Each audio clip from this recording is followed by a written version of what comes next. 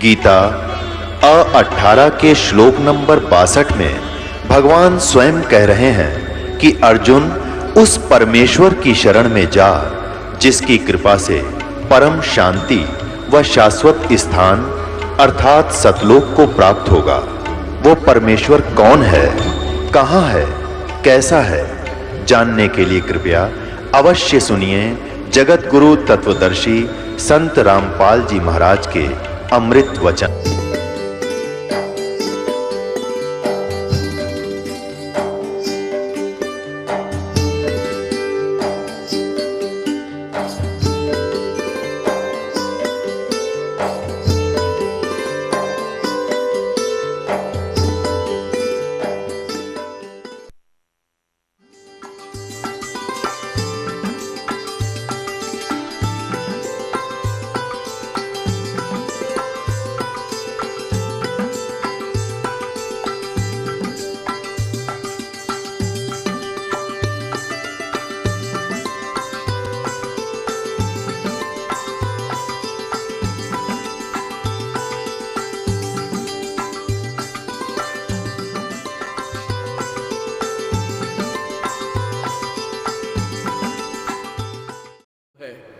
वो कबीर साहब है जो सारी सृष्टि का रचनहार, सबका सच्चा साथी, और वही परमपिता, वो अविनाशी, वो काल की तरह धोखा न देने वाला, वो कबीर परमात्मा है। देखो अब इसका अनुवाद देखो। जो अथर्वाण माने अचल अविनाशी, पितर माने जगत पिता, देवबंधु भक्तों का वास्तविक साथी अर्थात आत्मा का आधार, बृहस्पतिम जगत गुरु, बृहस्पति माने सबसे बड़ा ज्ञानदाता परमात्मा, चै तथा नमसा विनम्र पुजारी अर्थात विधिवत साधक को सुरक्षा के साथ गच्छात, सतलोक गए हुओं को सतलोक ले जाने वाला, विश्वेशाम यानी सर्व ब्रह्मांडों का की जनिता रचना करने वाला अर्थात जगदम्बा अर्थात माता के गुणों से युक्त भी युक्त, न दबायत काल की तरह धोखा न देने वाले, स्वाधावान मन स्वभाव अर्थात गुणों वाला, यथा ज्यों का त्यों अर्थात वैसा ही वह, स माने वह, तो माने आप, कबीर देव कबीर देव, कबीर देव भाषा बिन होने से इसे हम कबीर साहब कहते हैं, वो कबीर साहब है। अब ऋग्वेद मंडल नंबर 9 सूक्त नंबर 95 के मंत्र 1 2 3 4 5 6 7 में ये नो के नो 3 भगवान फिर आपको दिखाता हूँ, क्योंकि पवित्र गीता जी पवित्र चारों वेदों का सारांश है। उसमें ज़्यादा संक्षिप्त में है, वेदों में विस्तृत है, ये यही ज्ञान है। देखिएगा ऋग्वेद मंडल नंबर 10 9 10 ये कहाँ से प्रकाशित है? प्रकाशक सर्वदेशी कार्य प्रतिनिधि सभा, महर्षि दान भवन, रामलीला मैदान, नई दिल्ली से। मुद्रक Prince offset printers 1510 Pataudi house Daryaganj, नई दिल्ली से। ये अध्याय नंबर 9 का और सूक्त नंबर 95। ऋग्वेद मंडल नंबर 10 सूक्त नंबर 90 का, इसके अंदर 5-6 श्लोकों में बिल्कुल क्लियर हो जाता है। ये देखिएगा ऋग्वेद मंडल नंबर 10 और सूक्त नंबर 90 नीचे ये प्रथम मंत्र, सहस्रा शीर्षा पुरुष सहस्रा अक्षय सहस्रपात स भूमि विश्वस्तो वर्तवा अतितिष्ठ दसम अंगुलम। इसका क्या अर्थ है कि पुरुष परमेश्वर संसार के सिरों वाला, सहस्र माने हजारों सिर वाला, हजारों सहस्र अक्ष हजारों आँखों वाला, इन्होंने संसार भर की आँखें लिखी है, और हजारों पैरों वाला वह जगत के महान उत्पादन कारण प्रकृति को सब तरफ से आच्छादित करके दशांगुलम 10 इंद्रियों वाले शरीर को अतिक्रांत करके सतीत है। अब इसका क्या अर्थ है? इसका सीधा सा अर्थ बना है कि वो जैसे गीता जी अध्याय नंबर 11 में अर्जुन देख रहा है कि हे परमात्मा, हे 1000 भुजाओं वाले, हजारों हाथों वाले, हजारों पैरों वाले हे काल भगवान, आप अपने उसी चतुर्भुज रूप में दर्शन दीजियो। हे सहस्रा बाहु, 1000 भुजा वाले, 1000 हाथों वाले, 1000 मुखों वाले, 1000 पैरों वाले, यानी वो काल जो है, ये काल के बारे में कहा इस प्रथम मंत्र में। आगे देखो, अब ये आपको दास सृष्टि रचना इसमें से सुनाएगा जो हमने इसका अनुवाद किया। ये तड़ंगा कर रखा है इन्होंने, इनको पता। जैसे किसी ने रामायण की कहानी का और मौखिक ज्ञान ना हो, वो श्री रामायण जी की चौपाइयों का के अनुवाद करेगा, अड़ंगा करेगा। रावण का पता नहीं के लिखेगा, लंका का पता नहीं के लिखेगा। उन्हें बेरा लंका कौन, रावण कौन, सीता कौन थी, राम कौन था, दशरथ कौन था। तो जिसको इस मौखिक कहानी का पता होगा तभी ये सदग्रंथ सुलझेंगे। ये सृष्टि रचना से सुलझते हैं। अब देखना, इसके प्रथम मंत्र में इसका अर्थ बनता है कि विराट रूप काल, वो पुरुष अर्थात क्षर पुरुष, 1000 सिरों वाला, 1000 आँखों वाला, 1000 पैरों वाला है। वह काल भूमि वाले 21 ब्रह्मांडों को, यानी अपने अंतर्गत जो इसके 21 ब्रह्मांड आते हैं, उनको सब ओर से 10 उंगलियों से अर्थात पूर्ण रूप से काबू किए हुए है। वृत्वा माने गोल आकार घेरे में घेर कर रखा हुआ। वृत्वा गोल आकार अंडाकार घेरे में घेर कर, इससे बढ़कर अर्थात अपने काल लोक में सबसे न्यारा भी 21वें ब्रह्मांड में ठहरा है अर्थात रहता है। अब दूसरे मंत्र में कहा है कि इस प्रकार कुछ सही तौर पर पुरुष भगवान है, वह अक्षर पुरुष अर्थात परब्रह्म है। अब इस दास के अनुवाद पर विश्वास बहुत देर से बनेगा, क्योंकि ये यही अड़ंगा अड़ा देते हैं कि रामपाल संस्कृत नहीं जानता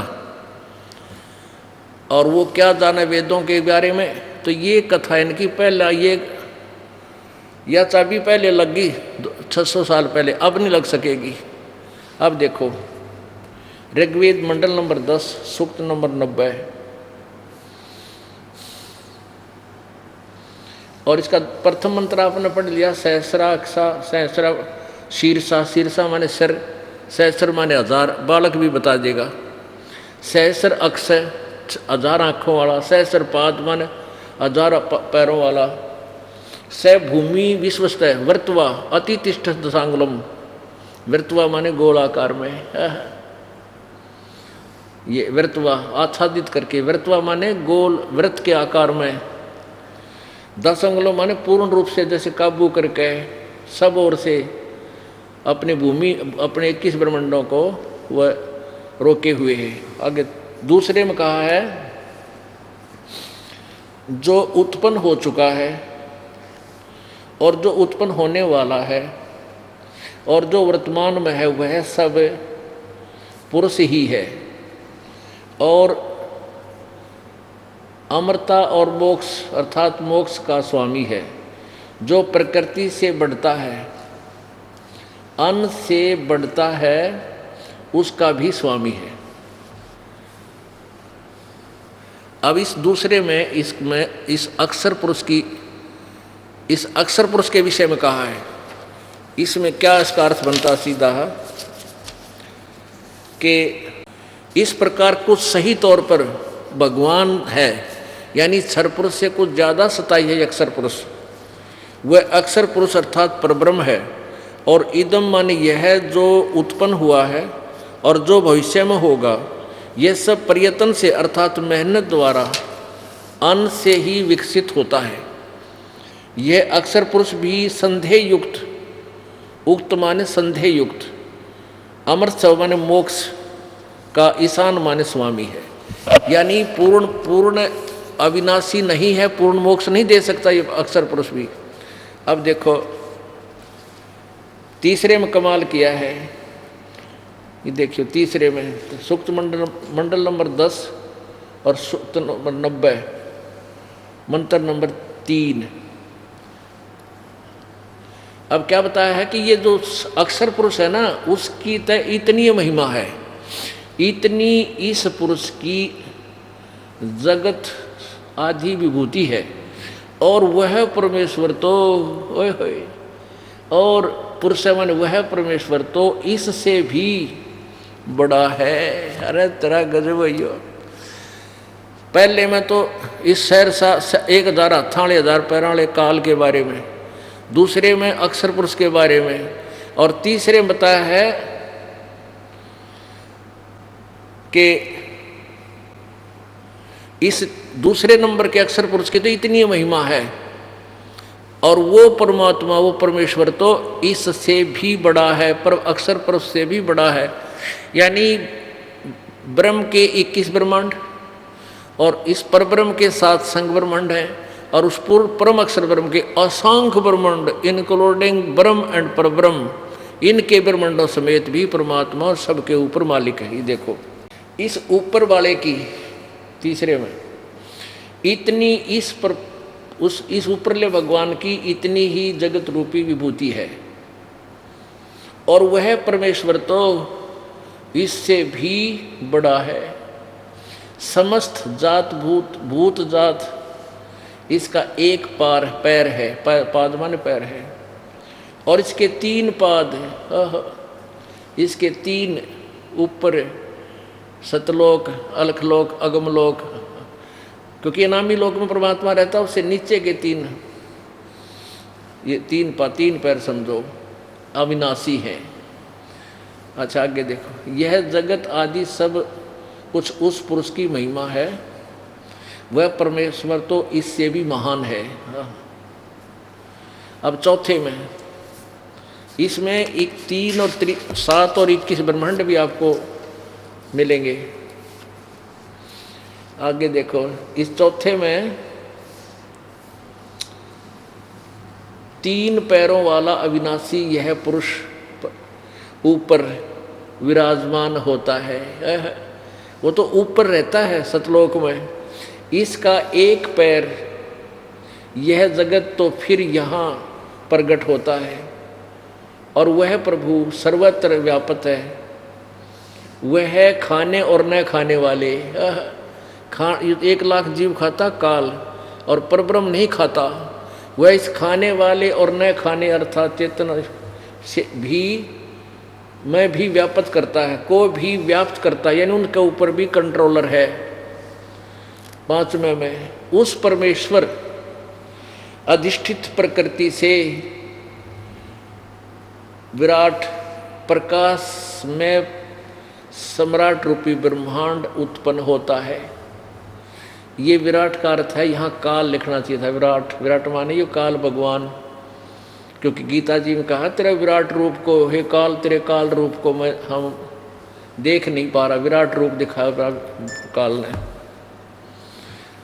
और फिर के विराट के ऊपर अध्यक्ष रूप में पुरुष है। इस काल के भी ऊपर जो मालिक है वो परमात्मा है, इसका भी मालिक। वह पुरुष उत्पन्न हुए से अतिरिक्त होता है, यानी वो कभी जन्म नहीं लेता, ये उत्पन्न किया उससे न्यारा है।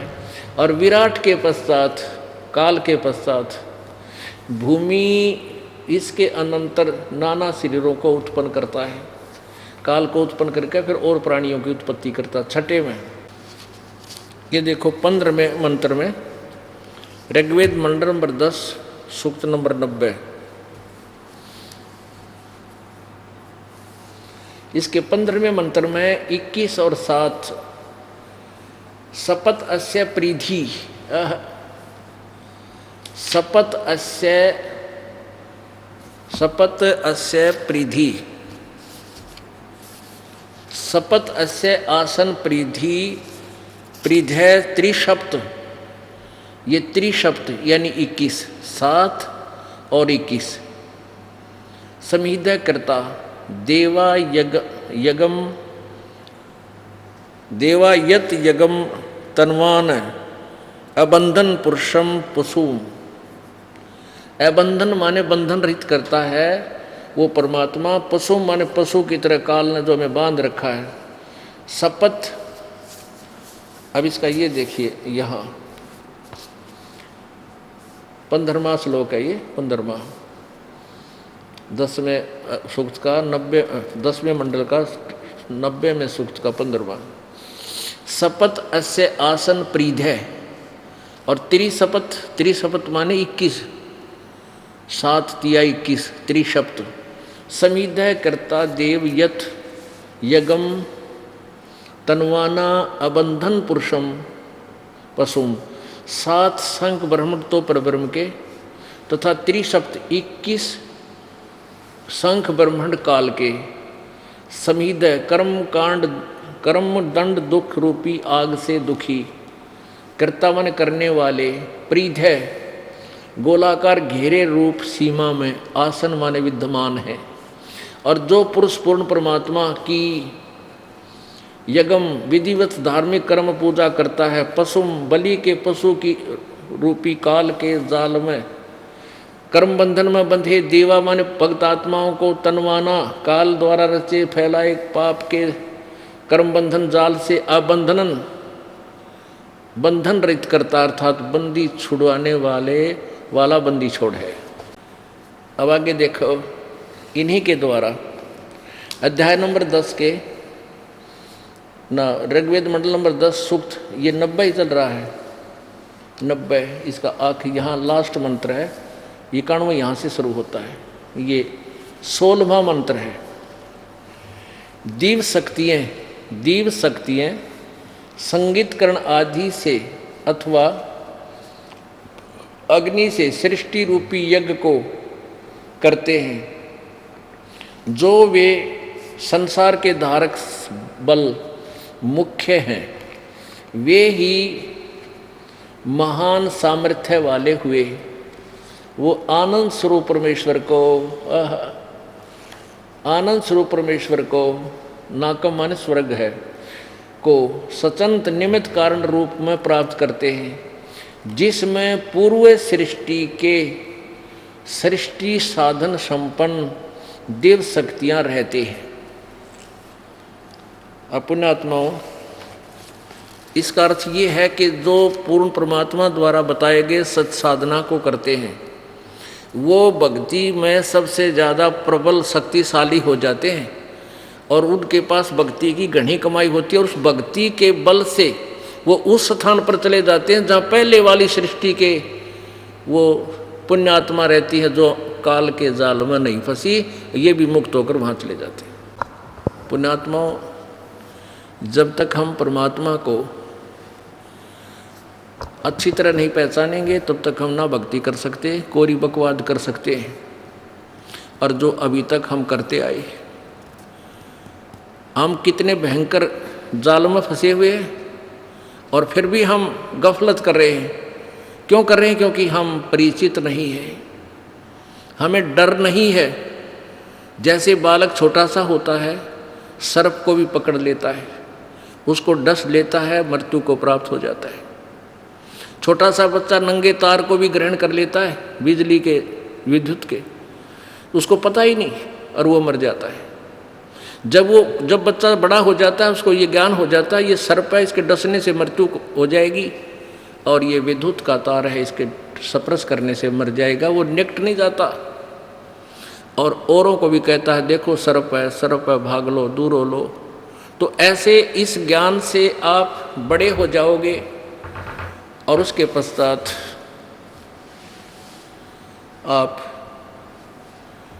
आपको डर लगेगा, और भयभीन भक्ति नहीं हो सकती। अब पुण्यात्माओं, ये ज्ञान अभी तक की निकम्मी आत्माओं ने उलझा रखा था, काल के दूता ने ऊपर नहीं आने दिया, और अब भी नहीं आने दे रहे। हमारा ये 2003 में एक आस्था चैनल पर ये प्रोग्राम चला था, और इन नकली ऋषियों और संतों के द्वारा भ्रमित किए हुए व्यक्तियों ने वो बंद करवा दिया। और अब हम किसी चैनल पर जाते हैं तो कहते हैं नहीं नहीं हम नहीं चलाएंगे, वो तो निंदा करता है सबकी। एक आध चैनल ने अभी दया की है अपने परमात्मा की प्यारी बच्चों पर, जैसे जागरण चैनल पर, पहले साधना चैनल पे चला, और एक दिन वो आवेगा जब ये ना चलाओगे तो परमात्मा अंगा चलेगा, यानी इन टीवियाँ में हमारा ज्ञान चला करेगा, इनके कोई इंस्ट्रूमेंट काम नहीं करेगा। इसका आपको एक प्रमाण दिखाते पुण्यात्माओं, ये परमात्मा वो अनहोनी करेगा, दुनिया देखती रह जाएगी, अपने बच्चों तक इसने ज्ञान पहुंचाना है, क्योंकि ये वो समय आ गया है जो 600 वर्ष जो सतयुग में जो वायदा हुआ था। अभी आपको दिखाते हैं कि एक परिवार की परमात्मा ने किसी कृपा बख्शी है। परमात्मा के बच्चे, एक परिवार रोहतक में रहता है, उन्होंने आके भी दिखाया इस दास को ये चित्र कि हम सत्संग सुनने के लिए सीडी प्लेयर में और सीडी डालने लगे, ऑन किया टीवी, सीडी हाथ में, सीडी प्लेयर खाली, टीवी ऑन किया तो आप आगे उसमें कबीर परमात्मा इस दास के रूप में एज इट इज जैसे सत्संग चल रहा है न्यू का न्यू, और टीवी में आगे सीडी हाथ में, सीडी प्लेयर खाली दिखा रखा फोटो में। और एक और ऐसा ही कमाल नासिक के अंदर, नासिक महाराष्ट्र में एक परिवार हमारा उपदेशी है, तो उस भगत के मन में कुछ डगमग सा हो रहा था और उसके पेट में इतना बड़ा फारा आ गया, चिंतित सा हो रहा था।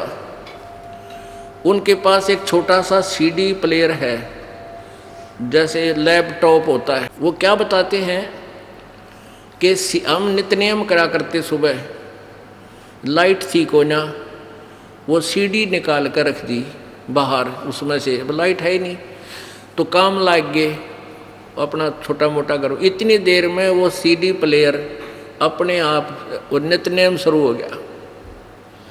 सीडी प्लेयर नहीं है उसमें ना, वो सीडी नहीं है सीडी प्लेयर में।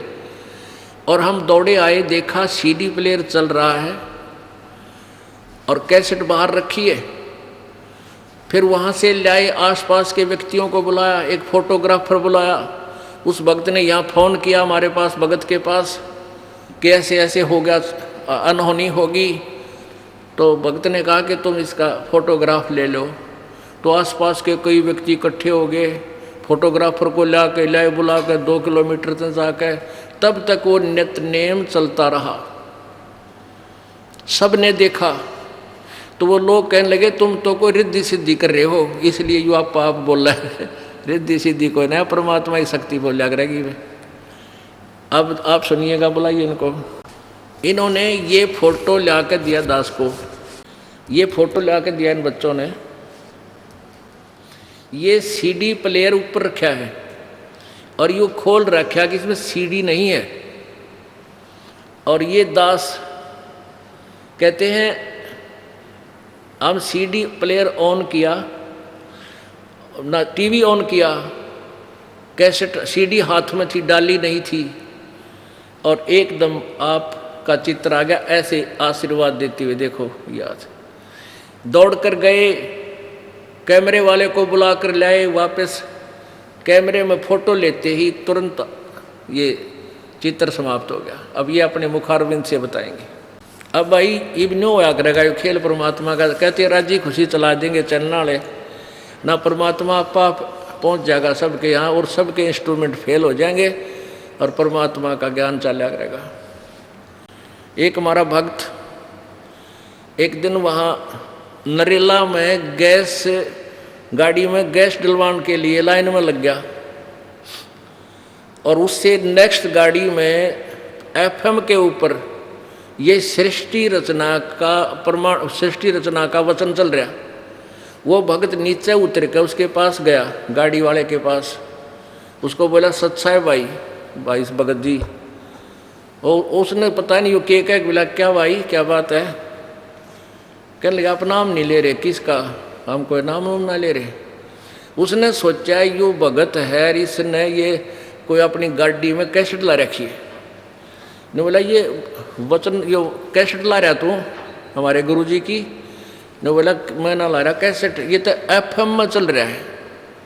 एफएम में उसने हमारे को वहाँ ऑन करवा के अपना मोबाइल ऑन करके दोपहर को 2-1:30 बजे मैं संगत से मिलूँ था, यहाँ फ़ोन से सुनवाया।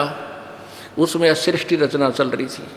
वो कार वाला कह रहा था भाई ये तो आप पकड़ गया, कितना पकड़ा इसने एफएम ने, और आध घंटा हो गया यो चालना लग रहा है। बोलो सतगुरुदेव।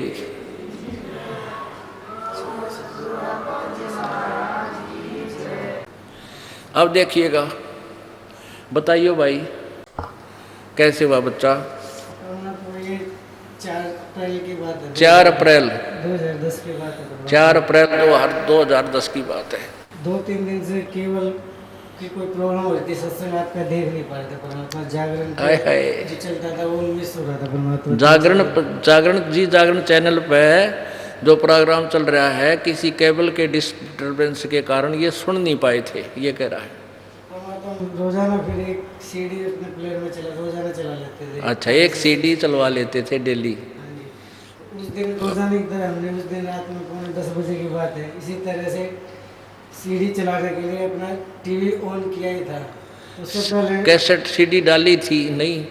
पहले परमात्मा ने वो डीवीडी प्लेयर ऑन किया था कि भाई उसमें कोई और सीडी है तो उसको निकाल के दूसरी डाल ले। अच्छा, फिर वो सीडी प्लेयर का कवर जैसे ही बाहर आया, फिर मैंने टीवी ऑन किया। टीवी ऑन करने ते ही परमात्मा आप एकदम दृष्टिगोचर हो गए टीवी में, टीवी के ऊपर। और जबकि सीडी तो मैंने उसमें डाली भी नहीं थी। बोलो सतगुरुदेव की जय। ये तीनों परिवार हैं, ये परिवार के तीनों सदस्य हैं। ये इनकी माताजी, ये लड़का, ये बहन, इन तीनों ये प्रत्यक्ष दृष्टा है परमात्मा की। आज ही आकर दिन में इन बच्चा ने रोवर या बेटी बहन बतावे, हे भगवान ऐसा अचरज कदे देखा ना सुना। जब तक फोटो नहीं ले लिए 3-4 पिक्चर ऐसे रुकी रही थी। जब तक ये इसके 3-4 फोटो नहीं ले लिए तब तक तवन्यो बुला के लाए किसी को, फोटो उतारने वाले को अपने पड़ोस से। उसने 3-4 फोटो लेते ही अपने आप चला गया, चित्र चला गया। उसके बाद ही परमात्मा मन मानने उतारण कैसे चल कैसे हो सकता परमात्मा। फिर भी हमने सीडी प्लेयर का स्विच ऑफ किया तो चित्र तो जा ही चुका था। फिर मैंने देखा भाई शायद हो सकता कोई सीडी वगैरह में फंक्शन में टकरा गया हो, इस वजह से मैंने सीडी प्लेयर को बार बार ऑन ऑफ करके देखा भाई कहीं पीछे फिर रुकती हो, कभी कोई परमात्मा के इस कहानी को झूठा साबित करे। तो वो डाउट भी क्लियर किया परमात्मा का। और मन क्यों ही मानना है, सारे जिसके गांठ फूट ले जब टक गए, हाँ सारे भरम तोड़ दिया। अब इसमें एक और बता रहे हैं कि यदि ये चित्र है, ये टीवी है, सीडी प्लेयर है। क्या कहते हैं कि यदि सीडी प्लेयर चलेगा तो सबसे पहले सीडी प्लेयर की कंपनी का नाम आता है यहाँ पर। इसमें तो इससे कनेक्ट ही नहीं था, इसका कोई कनेक्शन ही नहीं था। तो कहने का भाव ये है कि ये इसमें ये चला भी नहीं था, टीवी ऑन किया था, ये इन्हें खोल रखा है। देखो ऊपर जो सीडी प्लेयर को ऊपरला बक्सा खोल रखा है, ये बंद खुलने पास दिया चाला को ना कुकरे भी। तो ये फोटो परमात्मा वहाँ पहुँच गए। और ये फोटो भी न्यू का जो यहाँ हम अपने चित्र में ले रखा वही आसन का है। तो पुण्यात्माओं ये ऐसे ऐसे चमत्कार परमात्मा किया करता है, उसके आगे ना तो कोई साइंस है, उसने किसी चीज़ की आवश्यकता नहीं, वो जो चाहे बना सकता है और कर सकता है। और कुछ बताना चाहते हो भाई? परमात्मा इससे पहले भी आप कैसी वजह से रही हमारे परिवार के परमात्मा, आपने हमारे वो लोन था बैंक का, आपने वो भी माफ़ कर दिया परमात्मा। आपकी दया से इतना भारी कर्जा था वो हमारे से शायद ना ही उतर पाता। हाँ, वो क्या बात थी बताइए? परमात्मा की मेरे पिताजी ने अपने टाइम पे कोई बैंक से लोन लिया था अपने कार्य वगैरह के लिए। हाँ, और वो डेथ हो गई उनकी डेथ हो गई थी। फिर मेरी माता, हमारे घर की हालत इतनी अच्छी थी नहीं। हाँ। माता जी ने सोचा चली भाई एक बार पता तो कर ले जाए भाई कितना कुछ देना वगैरह है, परमात्मा जैसे जैसे बख्श सके देखेंगे। तो इसी दृष्टिकोण से मेरी माता जी उस दिन बैंक में चली गई। वहाँ जाए क्लर्कों से कुछ हर महीने बैंक से नोटिस भी आता था कि भाई आपका इतना पैसा बैलेंस है, बैलेंस नोटिस आता था। इतना इंटरेस्ट होगा, इसके ब्याज लग के इतना बनता है। ओए होए। तो वो चिट्ठी लगे मेरी माता जी बैंक में गई थी, और क्लर्क को बताया मेरा हिसाब बता दो, मैंने आपको कितना पैसा देना है। फिर वो क्लर्क ने अपनी वो कंप्यूटर वगैरह में चेक किया तो अकाउंट वगैरह से मिलाया तो पिताजी का नाम वगैरह आ गया, लेकिन जो बैलेंस था वो बिल्कुल नहीं लाया था। बोलो सतगुरुदेव की जय। हे परमात्मा। ये फिर मेरी माता जी को क्लर्क बोले कि बहन जी आपने तो कोई पैसा देना ही नहीं, और मेरी माता जी कह रही कि आपने चिट्ठी भेज रही है हर महीने, ये देखो हर महीने जाती थी चिट्ठी। आपने तो भेजी है। फिर वो कहने लगे बहन जी आपने कोई पैसा नहीं देना। फिर इनका आपसी मतलब टकराव होता देख के फिर वो बैंक का मैनेजर आ गया वहाँ पे। हाँ, इन दोनों कलर गेला खसरीक तो झूठ बोला है हमने देना है, तो फिर बाद में पंगा पावेगा, पर क्लियर करे मारा। हाँ। वो बोला चलाओ मेरे क्या बिना, मैं चेक करके बताता हूँ क्या क्या नहीं। हाँ। तो इस दौरान फिर मेरी माता जी ने अपने क्या में उसने भी अपनी वही रिपोर्ट देखी, तो वहाँ भी कंप्यूटर ने नील रिपोर्ट ही पेश की। वो बोला कि बहन जी तू जा, मैंने आपने हमारा कोई पैसा नहीं देना और हम ये लिख के देते हैं, आगे से कोई आपके घर में पैसा मांगने आएगा भी नहीं। हाँ, उसने लिख के दे दिया। तो उन्होंने परमात्मा लिख के दे दे कि तुम्हारा कोई बैलेंस कर्ज नहीं। बोलो सतगुरुदेव की जय। सत साहिब। इसी तरह से परमात्मा हमने वो सरकार की ऐड से कुछ मकान की रिपेयरिंग वगैरह करवाई थी। तो उस दौरान मतलब मकान बनाया था तो बिजली मतलब ज़्यादा खर्च हो गई थी, मतलब इनकम सोर्स इतना था नहीं। तो मेरी माता जी को ये चिंता थी कि अब के तो मकान बनाने काफ़ी बिजली खर्च हुई है, पता नहीं कितना परमात्मा बिल आएगा, और बरिया भी ना जाएगा, गरीब भी जाएगा बहुत ज़्यादा, कनेक्शन कटेगा। तो परमात्मा फिर आपकी ऐसी दया हुई कि जैसे बिल आया ना तो उसमें लिखा था कि भाई 2 महीने का बिल भरने के बाद भी 764 रुपये सरकार ने ही आपके देने। बोलो सतगुरुदेव की जय। यानी पहले 100, 150, 200 रुपये हर महीने का को आता था, भर के आते थे बिल। और फिर जब ने देखा कि 2 महीना का बिल आवेगा, गरीब का पानी पूनी चलाया है, घना खर्चा हो गया और इतना बिल आओगा मेरा भरिया भी नहीं जा, तो बिल आया 2 महीना का बिल भर कर 764 रुपये इनके ही सरकार की तरफ बैलेंस से। बोलो सतगुरुदेव। 4 महीना का एडवांस और दे दिया परमात्मा ने।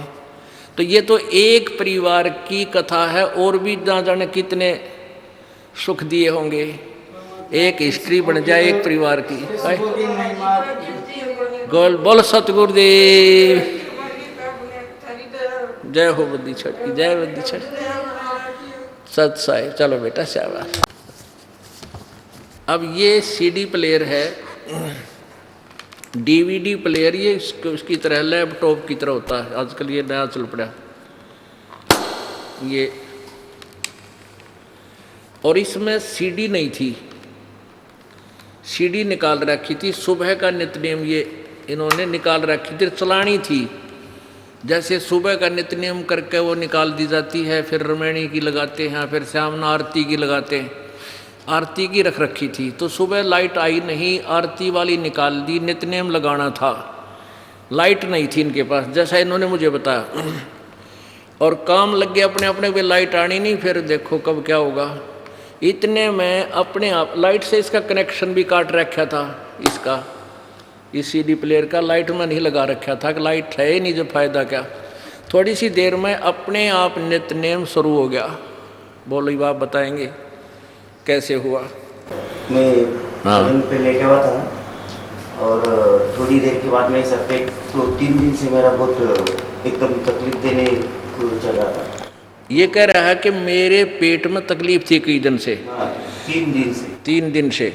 और अफारा आया हुआ था, पेट में फूला हुआ था, पेट तंग हो रहा था यो घना। हाँ बहुत तंग, और ऐसा थोड़ा भी चला है ना तो भी ऐसा हिला भी तो भी बहुत दुखता था।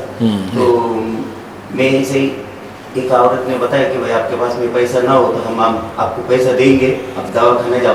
तो हमने बताया कि भाई हम 3 दिन तक तो नहीं जाने वाले, क्योंकि हमारे को ये गुरुजी की वजह से नहीं जाते आता है दवा खाने में, हम आप ऑटोमेटिक खुद ही अच्छा हो जाएगा।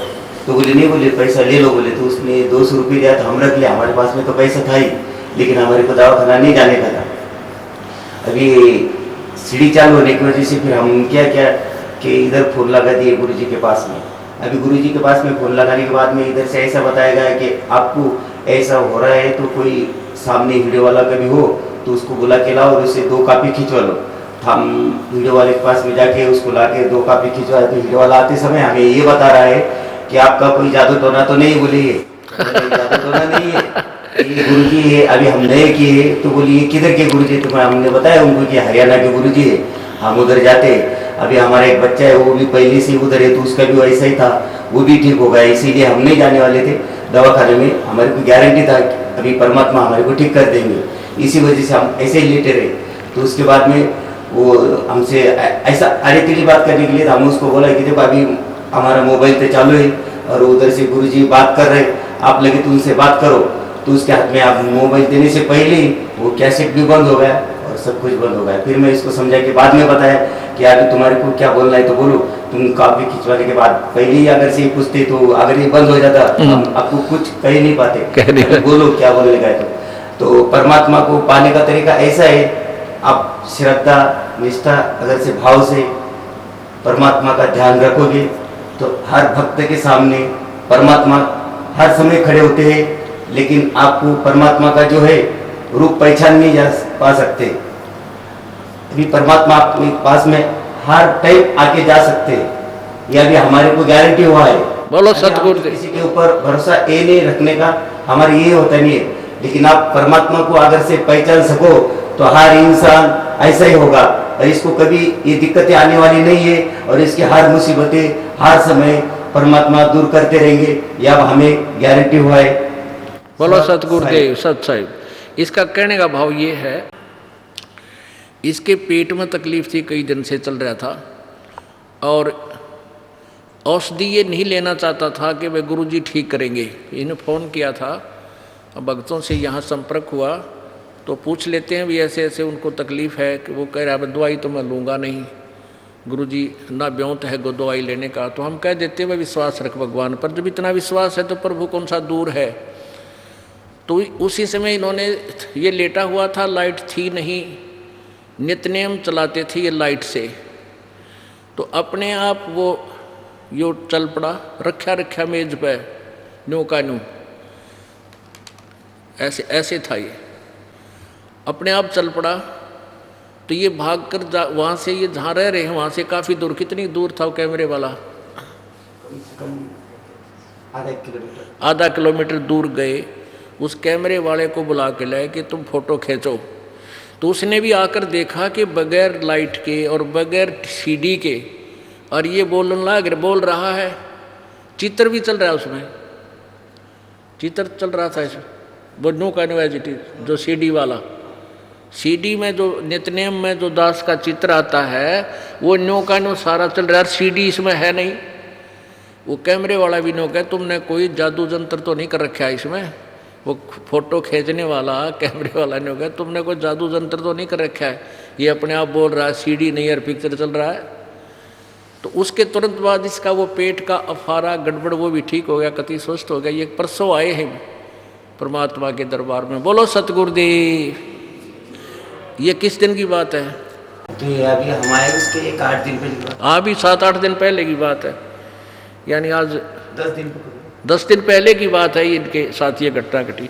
पुण्यात्माओं कहने का तात्पर्य ये है हमारा कि परमात्मा अपने बच्चों को इतना विश्वास दिला देता है कि मैं जो चाहे सो कर सकता हूँ। ऐसे ही परमात्मा से को प्राप्त ये पुण्यात्मा आदरणीय गरीबदास जी कहते हैं सतगुरु जो चाहे सो कर ही 14 कोट दूत जम डर ही ऊत भूत जम त्रास निवारे और चित्रगुप्त के कागज पाड़े। बोलो सतगुरुदेव की जय। सत साहिब। परम पिता परमेश्वर पूर्ण ब्रह्म सर्व सृष्टि रचनहार कुल मालिक कबीर देव, वो कबीर परमात्मा है। उसी कबीर देव को उपमात्मक नामों से परब्रह्म, परम अक्षर ब्रह्म, पार ब्रह्म। एक होता है परब्रह्म, एक शब्द है पार ब्रह्म। परब्रह्म बोलते हैं नेक्स्ट, दूसरा। ब्रह्म माने प्रभु। एक होता है पार ब्रह्म। तो संतों ने जो पार ब्रह्म शब्द अपनी वाणी में बोला है वो परम अक्षर ब्रह्म अर्थात उस पूर्ण परमात्मा के विषय में है। पार माने सबसे आगे वाला, सबसे लास्ट वाला, यानी सुप्रीम, सर्वोच्च परमात्मा। वो परमात्मा, उसका वास्तविक नाम कबीर देव है। कबीर देव, वेदों में उसको कबीर देव कहा है। हम उसको कबीर देव कहने लगे। कबीर, हम वह को वह बोलते हैं, जैसे वेदों को वेद बोलते हैं अपनी साधारण भाषा में। सभी हिंदुस्तान में तकरीबन हिंदी भाषी जो व्यक्ति हैं वो ऐसा ही बोलते हैं, वह को वह बोलते हैं। धर्मवीर को धर्मवीर कहेंगे। तो ऐसे हम उस कबीर देव को, जो वेदों में कबीर देव से प्रसिद्ध है, उसको हम कबीर कहने लगे। कबीर। तो हम अपनी भाषा में फिर उसको लिखते समय कै बै कै बड़ी की मात्रा और रै पूरा लिखने लगे। और देव माने साहब। कबीर देव माने कबीर साहब, कबीर भगवान, कबीर परमेश्वर। तो ये परमात्मा कलयुग के अंदर अपने वास्तविक नाम से प्रकट होते हैं। सतलोक से चलकर आते हैं, शिशु रूप धारण करते हैं और अपना नाम कबीर ही रखवाते हैं। तो उसमें क्या होता है कि हिंदू और मुसलमान ये दोनों ही कबीर शब्द से प्रभावित होते हैं। मुसलमान, पवित्र मुसलमान धर्म के अंदर कबीर अल्लाह, बड़ा भगवान। अल्लाह माने प्रभु, कबीर माने वो बड़ा कहते हैं कबीर को। वो जो कुरान शरीफ में अल्लाहु अकबर, अल्लाह कबीर जो लिखा है, उसका अर्थ अब वर्तमान के जो मुसलमान भाई हैं वो उस कबीर का अर्थ बड़ा करते हैं, जबकि उसका नाम यूं का यूं ही होना चाहिए, अल्लाह कबीर, अल्लाहु अकबर। अकबीरू कहो, अकबर कहो, ये एक ही मायने रखते हैं, ये एक ही शब्द है कबीर, अल्लाह कबीर। ऐसे ही जब आपको बताया वेदों में कबीर देव को हम कबीर बोलने लगे तो परमात्मा उस कबीर नाम से, अपने वास्तविक नाम से प्रकट हुए। वैसे तो ये परमात्मा चारों युगों में आते हैं। सतयुग में सत्सुकृत नाम होता है, उसमें भी ऐसे ही एक बालक रूप धारण करते हैं, शिशु रूप धारण करते हैं। और वही पुण्यात्माएं जो पिछले संस्कारी होते हैं वो उनको उठा ले जाते हैं, परमात्मा लीला करते हुए बड़े होते हैं, अपने तत्व ज्ञान का प्रचार करते हैं। त्रेता युग में भी ऐसा ही होता है और द्वापर युग में नाम अलग होते हैं। त्रेता युग में मुनिंदर नाम से प्रभु आते हैं और द्वापर युग में करुणा में नाम से परमेश्वर आते हैं। पुण्यात्माओं, आपका बहुत सौभाग्य है, आपका जन्म जो ऐसे समय में हुआ है, अब आपका मोक्ष होगा। आपके ऊपर जो कर्म के, जो पाप कर्मों का दबाव है, पाप कर्मों के कारण जो संकट आए हैं, ये भी परमेश्वर कबीर जी अपनी शक्ति से, अपने विट्टो पावर से आपको सुख देगा। कल जो सत्संग प्रारंभ हुआ था उसके अंदर आपने सुना था कि परमेश्वर कबीर जी सर्वप्रथम जब इस काल के लोक में आए थे, सतयुग में, तो उसमें वो तपतशिला पर जल रही 1 लाख मानव शरीरधारी आत्माओं, यानी सूक्ष्म शरीर के अंदर वो प्राणी वहाँ तपतशिला पर काल के 21वें ब्रह्मांड में वहाँ तपतशिला पर जल रहे थे, उनके पास आकर खड़े हुए थे। परमेश्वर कबीर जी की कृपा से वो तपतशिला, यानी वो अपने आप गर्म रहती है वो पत्थर की टुकड़ी, उसकी जो जलन थी, उसकी आँच थी, वो उन प्राणियों को लगना बंद होगी। टुकड़ी ज्यों की त्यों गर्म है, लेकिन परमेश्वर कबीर देव की कृपा से उनको वो जला नहीं रही थी, और उससे पहले वो तड़फ रहे थे। ये काल वहाँ भून रहा था। तो परमात्मा ने उनसे कहा था कि भाई, उनको ये सृष्टि रचना सुनाई थी जो आपको कल पूरे दिन में सुनाई गई। इस सृष्टि रचना को सुनकर सभी प्राणियों ने कहा था, परमात्मा हमारे साथ धोखा हो गया, हमारे ऊपर कृपा करो, हमें काल के जाल से छुटवा दो। हमने अपने पैर पे आप ही कवाड़ा मार रखा है। परमेश्वर कबीर जी ने कहा कि बच्चों, ऐसे मैं आपको नहीं छुड़वा सकता, क्योंकि तुम सब इच्छा से यहाँ काल के जाल में आकर फंसे हो।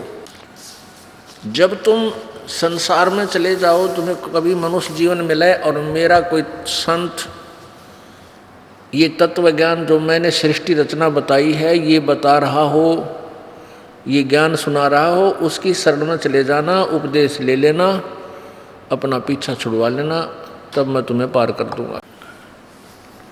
उसमें जब परमात्मा उनसे ये वार्ता कर रहे थे, समझा रहे थे, उन तपतशिला पर जल रहे प्राणियों को समझा रहे थे, तो उसी समय ये काल भगवान ज्योति निरंजन, जिसके विषय में कल जानकारी दी आपको पूर्ण रूप से, इसको श्राप लगा हुआ है 1 लाख मानव शरीरधारी प्राणियों को नित खाने का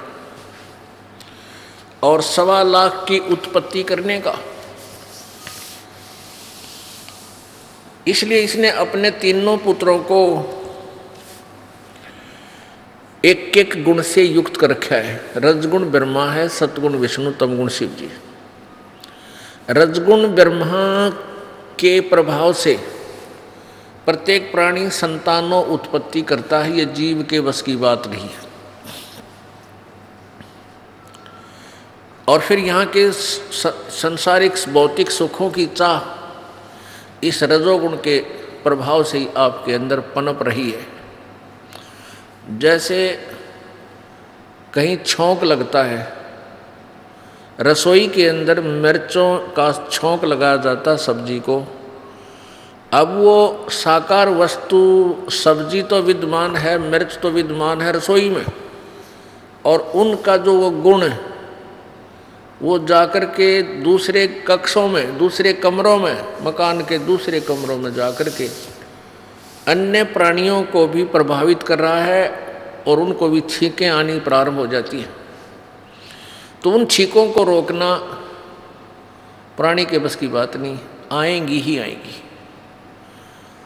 ऐसे ही ये तीनों भगवान रजगुण ब्रह्मा, सतगुण विष्णु, तमगुण शिव जी ऊपर अपने अपनी राजधानियों में, अपने लोकों में विद्यमान हैं, रहते हैं, साकार हैं, मनुष्य सदृश है। इनके शरीर में से निकल रही रेंज जैसे मोबाइल के टावर से निकल रही रेंज अपने जहाँ तक उसकी अक्षमता है वहाँ तक सब मोबाइल को प्रभावित करती है। ऐसे ये भगवान रजगुण ब्रह्मा, सतगुण विष्णु, तमगुण शिव जी अपने अपनी राजधानियों में रहते हैं। इनके अंदर से निकल रहा गुण आप जी को, पृथ्वी लोक वालों को, स्वर्ग लोक वालों को और पाताल लोक वालों को, इन 3 लोकों वालों को, प्राणियों को प्रभावित रखते हैं। ऐसे ही सतगुण विष्णु जी का प्रभाव से हम यहाँ एक दूसरे में जकड़े रहते हैं। इतनी ज़बरदस्त ममता हमारे अंदर पैदा कर रखी है, जैसे पिता पुत्र का प्यार, माता का पुत्र पुत्रियों से प्यार, पिता का पुत्र पुत्रियों में प्यार, और बच्चों का माता पिता से प्रेम, लगाव, और संपत्ति को अपना मानना, या मेरी है, ये मेरी है। तो ये सब क्रिया जीव के अंदर सतोगुण भगवान विष्णु जी के कारण है, जिस कारण से हम इस काल के गंदे लोक में 100 कष्ट उठाकर भी यहाँ रहते हैं, रहना चाहते हैं और एक दूसरे में हमारी ममता बनी रहती है। और तीसरा भगवान तमोगुण शिव है, शंकर भगवान, वो 1 लाख मानव शरीरधारी प्राणियों का नित्य संहार करता है। किते एक्सीडेंट करवा के, किते भूकंप ला के, किसी का हार्ट अटैक करवा के, किसी प्रकार भी जैसा भी उसका संस्कार उसी प्रकार उसकी मौत करके वो 1 लाख मानव शरीरधारी प्राणियों को अपने पिता इस काल भगवान के पास भेज देता है। पुण्यात्माओं, कल आपने श्रीमद् देवी भागवत, जिसके अंदर हिंदी और संस्कृत दोनों लिपिबद्ध हैं, उसमें आपने पढ़ा अपनी आंखों से प्रोजेक्टर पे, भगवान शंकर दुखी होकर अपनी माता दुर्गा से पूछ रहे हैं, हे माता, यदि आप हम पर दयालु हैं, तो यदि आप हम पर दयालु हैं, आप कहते हो कि बच्चों तुम मुझे बहुत अच्छे लगते हो, बहुत प्यारे लगते हो, यदि आप हम पर दया युक्त हैं तो मुझे तमोगुण क्यों बना दिया? ब्रह्मा जी को रजगुण क्यों बनाया और विष्णु को सतगुण युक्त क्यों किया, क्यों बनाया? इनको भी मालूम है कि ये सब जुल्म हो रहा हमारे कारण ही हो रहा है। पर मिर्च के अंदर जो गुण है, वो मिर्च उसको अपने आप ख़त्म नहीं कर सकती, अपने गुण को। उसको पता भी है तो भी नहीं उसको वो समाप्त कर सकती। ऐसे ही इन भगवानों को भी मालूम है कि ये सब तुम्हारे कारण ही ये जुल्म हो रहा है।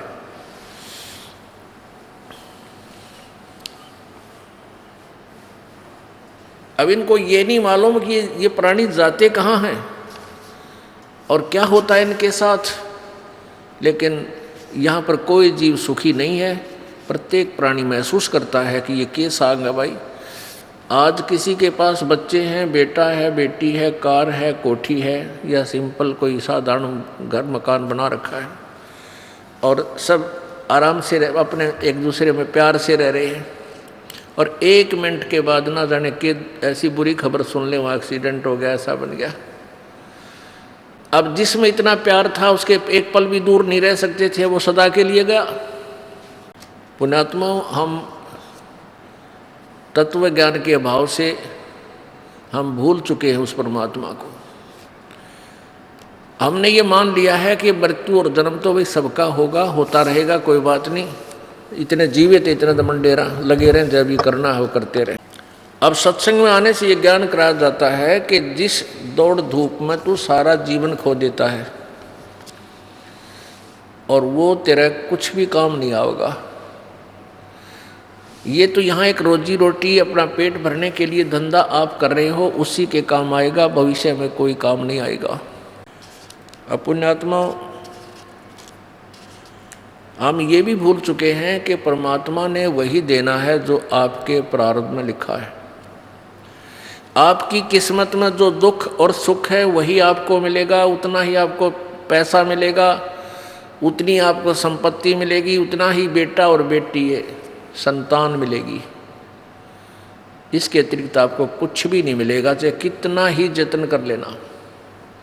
यदि आप किसी जंतर मंतर या किसी अन्य 2 नंबर के धंधे से धन कमाना चाहोगे, या कोई जंतर मंतर करके, कोई अटबट करके,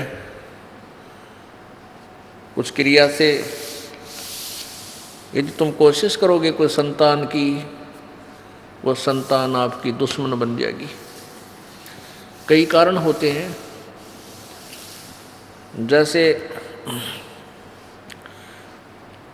अब यहाँ प्रसंग एक और आपके मन में शंका उत्पन्न होगी कि भी जो भगवान परमात्मा वही देता है जो उसकी किस्मत में है, दुख और सुख, तो दुखी प्राणी अब सुखी कैसे होंगे। अब यहाँ यही पहलू समझाया जाता है। जैसे कल के सत्संग में आपको 3 परमात्मा बताए गए थे, एक सर्वब्रह्म, एक अक्षर ब्रह्म, एक परम अक्षर ब्रह्म। ये सर्वब्रह्म जो है, सर्वब्रह्म, सर्वपुरुष, पुरुष कहो, ब्रह्म कहो, परमात्मा कहो, साहेब कहो, ये सर्वब्रह्म जो है ये काल है, ज्योति निरंजन है। ये 21 ब्रह्मांड का स्वामी है।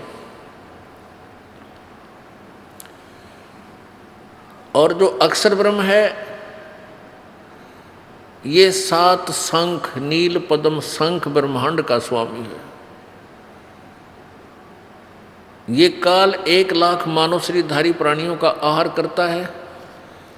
ये अक्षर पुरुष काल ब्रह्म परब्रह्म ये नहीं करता। ये ऐसे